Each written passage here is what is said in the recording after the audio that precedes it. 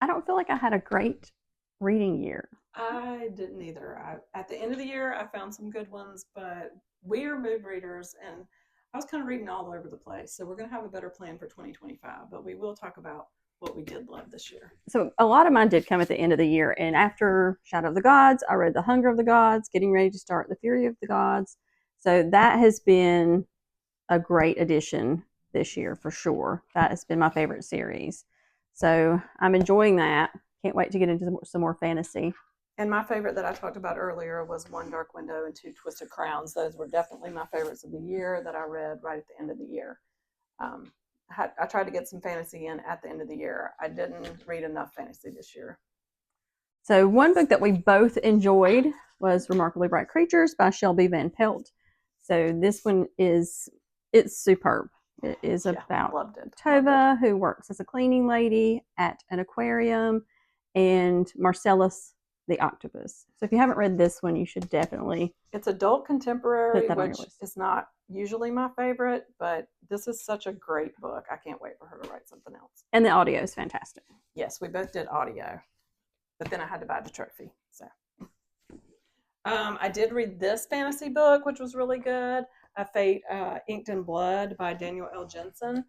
And this has got mixed reviews from some people, but I really enjoyed it. It's kind of a Viking tale, and I thought it was well paced and enjoyed the characters, enjoyed the story.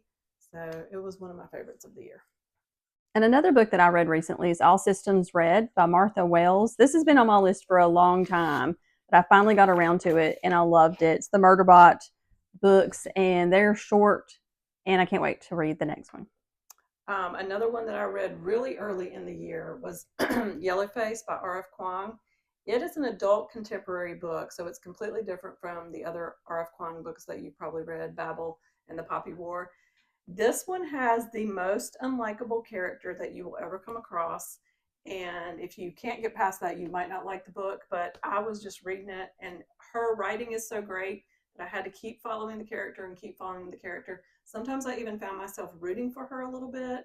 She basically steals her friend's manuscript and tries to pass it off as her own after her friend dies.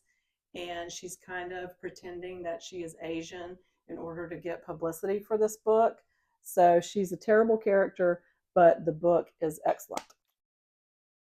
Another favorite book that I read this year is The Enigma Affair by Charlie Lovett.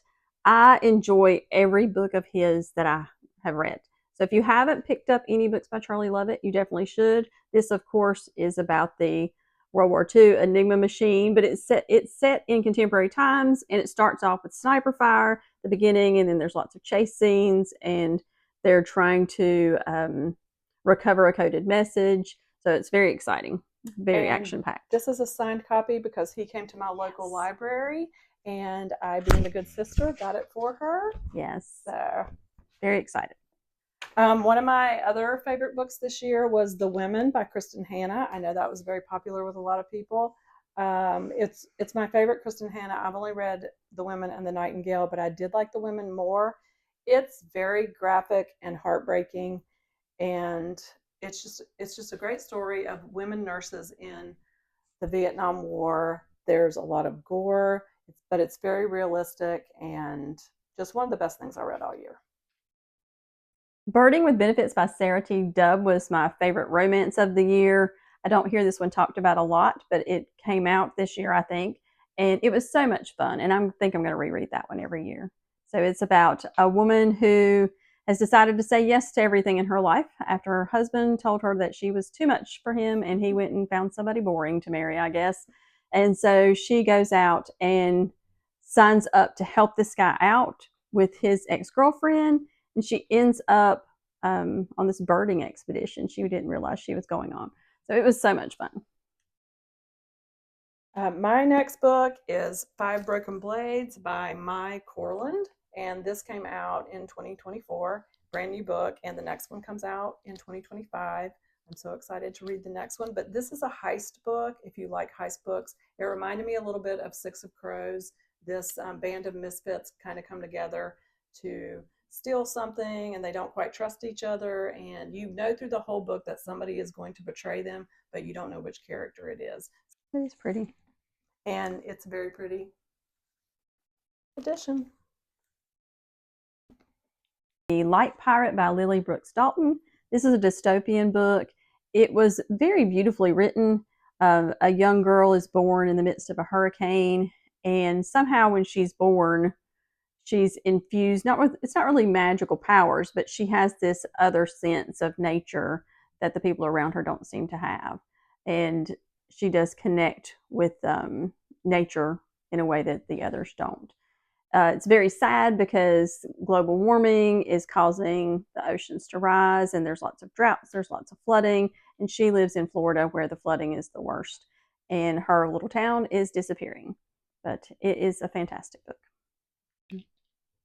One of my favorite historical fiction books this year was The Diamond Eye by Kate Quinn. I love her. If you love Kristen Hanna, you should pick up some Kate Quinn if you have not read anything by her. The Rose Code is one of my all-time favorites by Kate Quinn.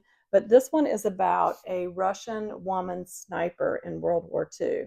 And she comes over to America to do some publicity work. She meets Eleanor Roosevelt. There's a little mystery going on there, but it also gives you a lot of background of her being a sniper in World War II. So this is just a great World War II historical fiction book.